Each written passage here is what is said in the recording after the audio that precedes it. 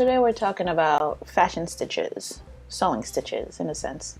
And if you are to create fashion flats, which I've posted a video probably from many years ago, many moons ago, on how to create your own flats and stuff like that, then you want to know how to create your stitches in a more effective way, which is not necessarily the easiest way, but once you do the hard part first, then the easy part come after.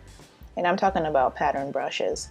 So if you can create all your brushes in stitches, then once you click on your brush and start drawing, you won't have to worry about going back and doing dash lines. You'll just draw immediately the stitch that you created and all that good stuff. So we have a couple stitches here. We have double chain stitch, which is a single stitch on top with the chain on the bottom. Some single stitch needle from a single needle, Singer, Juki, or just single top, single bottom. So it really depends on the stitch you want to show. I haven't seen flats where you're showing too much of the understitch unless you're doing a tech pack for, say, China or Guatemala, South America, wherever you want to send your tech pack to. Then they need to see specific stitches. Then yes, you want to create these stitches. Obviously, a graphic designer will do that for you, but if you're a fashion designer with this type of skills, it would help you tremendously. So I'll only be demonstrating a couple stitches today, and everything else, if you need to learn it, you can follow the same process or get in touch with me, because I I offer these type of courses on my website, lauralafrance.com. You scroll over the courses, you register, and we can take it from there, because it's not much time for me to actually go in depth for all these difficult stitches, specifically these, which let me zoom out so you can see. Depending on what you're doing, sportswear most likely have all the difficult stitches. 4-thread safety stitch, 5 threads. So if you're using a serger, you would want to use a 4-thread cover stitch. Obviously the serger is kind of sort of the same in a sense when you're doing your cover stitch. You don't have to do it in colors. I think they specifically did it this way in that image so they can show you the different loops and turns and all that good stuff, which I found online, by the way, from a website. I don't even remember now. But it helps to know that you have top stitches, loops, and then under looper, upper looper. So this is all technicalities pertaining to fashion design. There are other videos on YouTube that show you how to create your own pattern brush, but it's mostly graphic and very visual in a sense, not necessarily pertaining to fashion.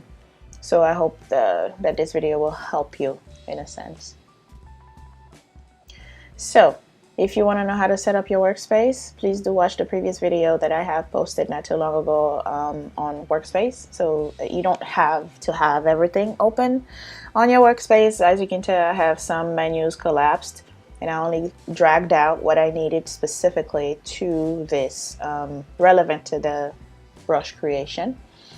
And so I have the color out, I have my brushes out, obviously you can tell, some of them are already created, and I have my swatches and stroke. This is all I need to create brushes: stroke, swatch, brush, and color. Obviously if you want to arrange them even better, what you could do is stack them on top of each other, really. So it stays. And my computer is a little laggy as I'm using the Wacom tablet, so maybe something going on there.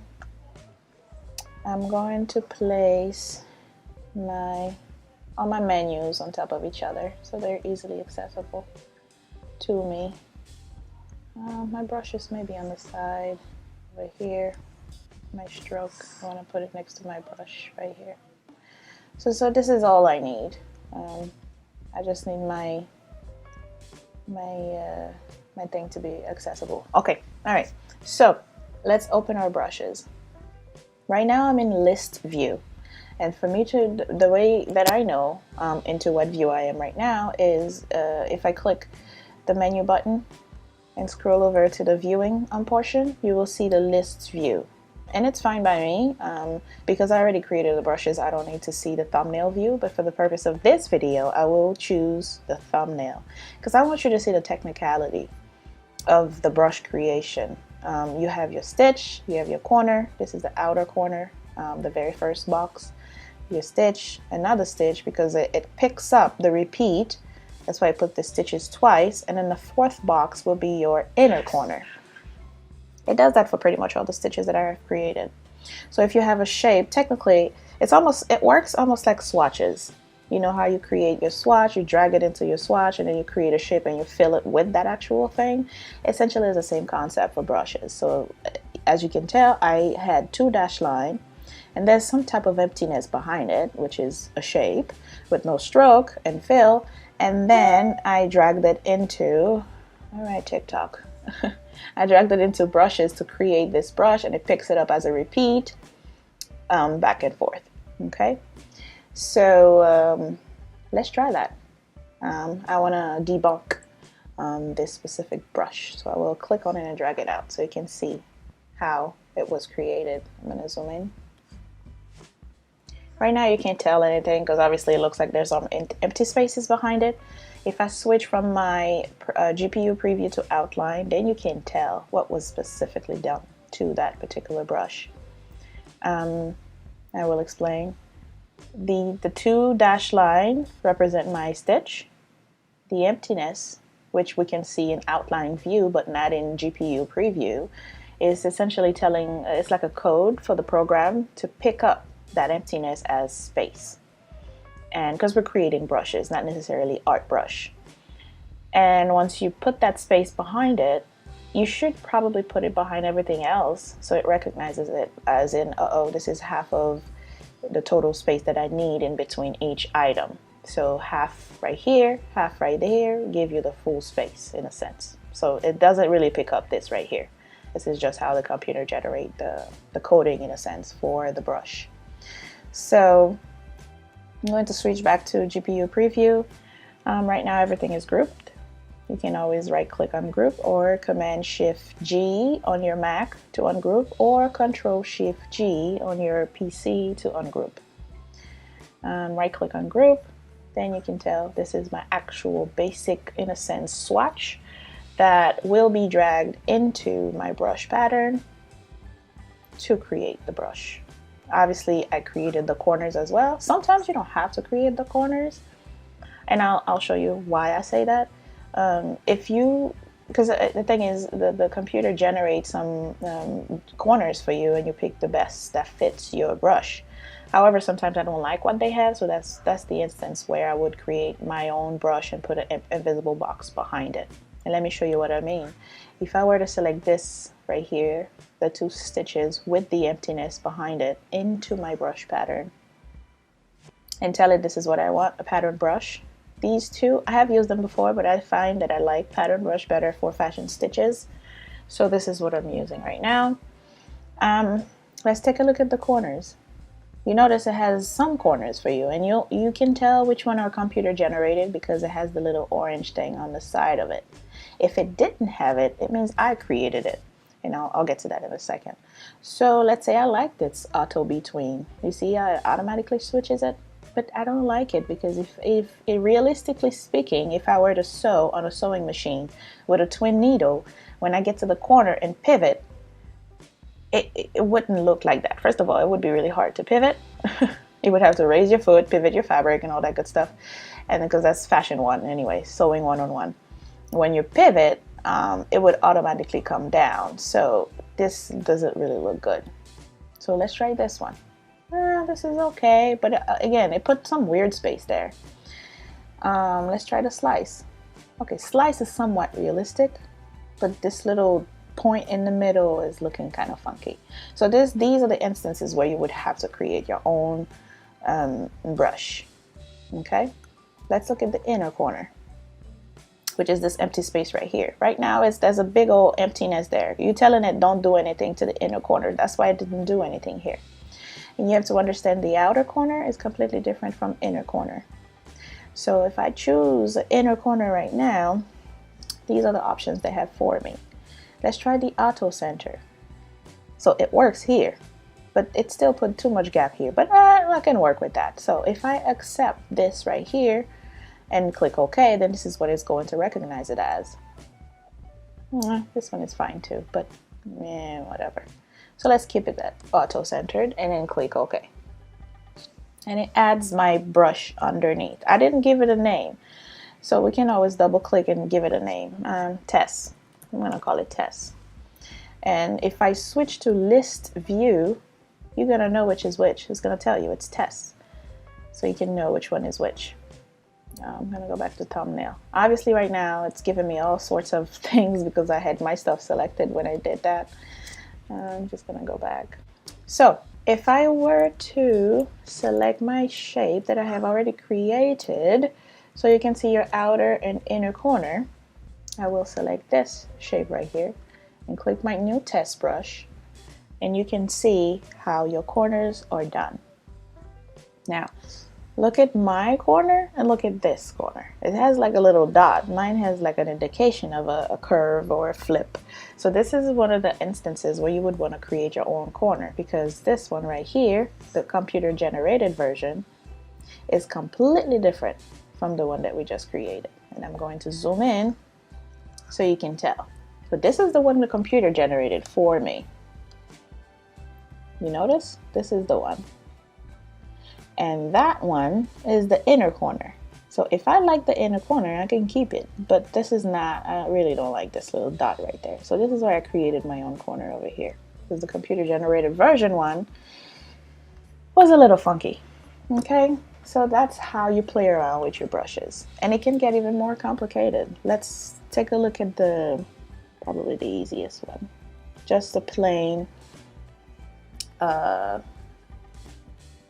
surge stitch. I think I called it cover stitch, but it can also be a surge stitch. So I'm gonna go to my stroke. Let's bring this up a bit. 5. I made it bigger so you guys can see it on the actual shape. If I were to zoom in right now, you can tell that I had to create for this one, I don't think I created a corner. I think I used the computer generated version because I kind of like the way it was uniformly distributed and continuous from the outer and also from the inner corner. So that one, I think I didn't do much with it. I left it as is. But can you imagine creating your own space? So in the same sense, if I drag this brush out, let's see how it was constructed. Same concept. So the brush was created. Let me zoom tighter. Oops, hold on a second. Zoom right here.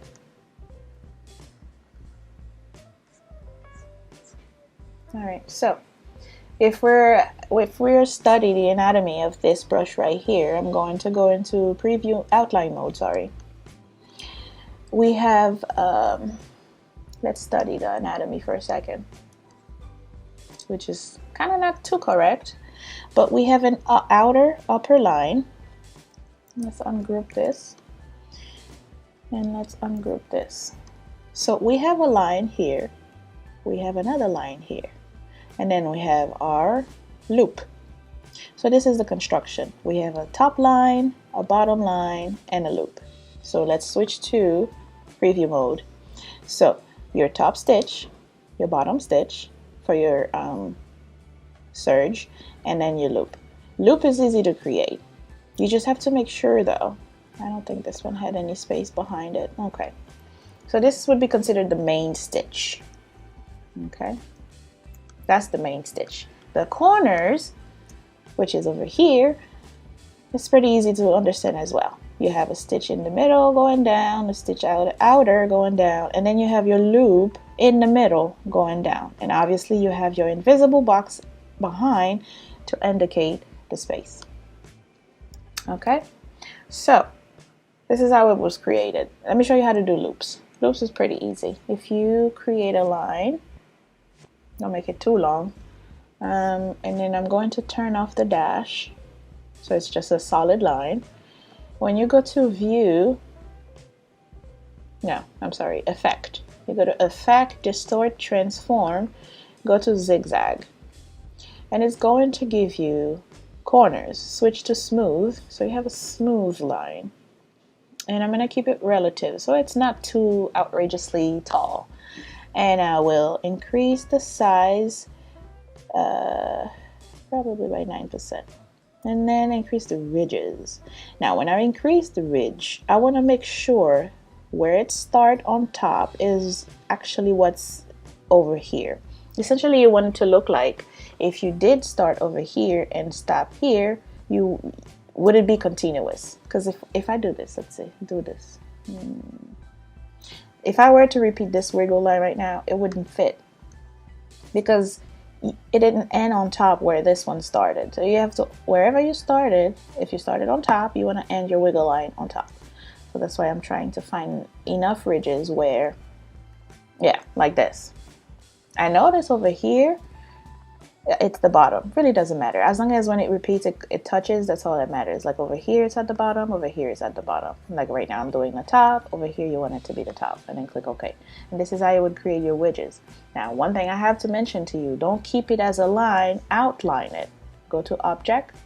Expand the appearance. So it could be a shape and not a line. Because sometimes, if you drag that line in the pattern brush, it will pick it up as a line. It will give you a very, very funny looking brush.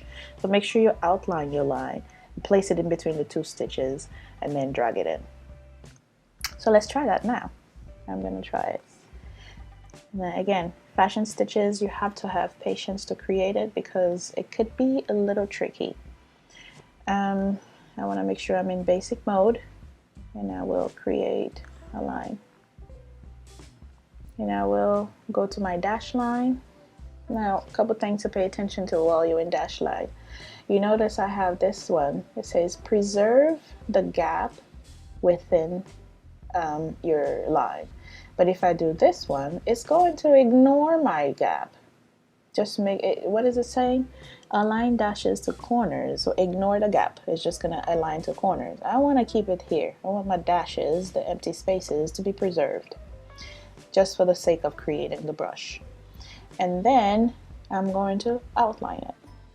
You don't have to, but I will. I will expand or outline, however you want to call it. And I will duplicate that to the bottom. Right here, making sure everything aligns. So right now we have created our base, which is this one right here. So if we were to drag this right now into our brush pattern, and create a pattern brush, let's see what happened. Okay, so it's giving you some options. Do you like this corner? That's the one I think I chose. It gives you even one, a more condensed one. That's too condensed. I'm gonna choose the auto-centered right here. And for the inner corner, it's giving me another option. Do you like this one? Or do you like the auto slice? Let's test the auto slice. Actually, no. Overlap. Sometimes things are overlapping. I don't know. Let's just test it for the heck of testing. And we'll call this one test 2. And click OK. Alright, so it placed it at the bottom, test 2. So I'm going to scroll over to my shape. And I'm going to select it and choose the stitch that we just created. So in the outer corner, kind of look a little funky. Let's look at the corner real quick. You notice it's giving you this funny shape here, and I'll tell you what happened in a second. But I'm okay with the loop, the way it's going, and the stitches. I'm okay with that. If we were to look at the inner corner, you see how it's overlapping? That's because that's the one we chose. We chose overlapping. And it's okay. In sewing, sometimes that happens. You always have some type of stitches going on with the inner corner when you're doing it. So it depends on which one you chose. That's the one that will be shown. We did choose overlap, so that's why we have an overlap. So I'm going to click out of that and show you what exactly happened with the corner that was showing very pointy. So I'm going to zoom in. Over here, right here, you're going to go scroll over to your stroke and make sure you choose your rounded cap and rounded corner. Because sometimes what happens is when you're transforming these into pattern brushes, it's so sharp that if it does try to do some type of curved corner or inner or outer corner, that this would be very, very funky, and the sharp edges will do that pointy shape that we saw earlier. So that's why you would want to choose something that's very smooth, so when it does curve at the edge, it's not giving you too much of a sharp edges, and it's rounded and at the cap and the corner. Okay, So this is how you would create all your brushes. Just by studying the anatomy of what I just showed you, this is how you would do it. And obviously you want to make sure you name all your brushes, be very professional for your own sake, so you know which is which. Your serge plus your stitch, your serge and your double stitch. I name every single thing. I have a buttonhole, and it's the same concept. Hold on, make sure nothing is selected while we click on it. The buttonhole stitch, if I use my brush, I can always do a buttonhole. And that's a buttonhole right here. Now it doesn't have to be like this. You can choose it to be by itself. So all I did was create a wiggly line and saved it as a pattern brush. And that way when I'm using my brush, I can just draw it. Same thing for, let's see, this serge and double stitch. That's what I did. I created a serge stitch with double at the bottom. And obviously right now, so whatever you do with it, that's what it's going to do. Obviously the stitch is showing very big because that's how I created it. If you all want to drop the size of it, you can drop it even smaller, even smaller. So it really depends. So that will save you tons of time. If you save, it takes a minute to create the brush, but when you got it right, then if you have a, say, a flat you're creating, you can easily slap a stitch right on top of your flat without having any difficulties, because everything is already saved. All you need to do is click on it and then draw your stitch. Okay? If you have any question, you can reach out. Again, I offer these classes online, virtually. You can just get in touch with me through my website, laurelafrance.com. Scroll over the courses and register for those that are for the one that are interested. It's the illustration level, basic, intermediate, or advanced. Those are the one where I really go in depth. All right, next time.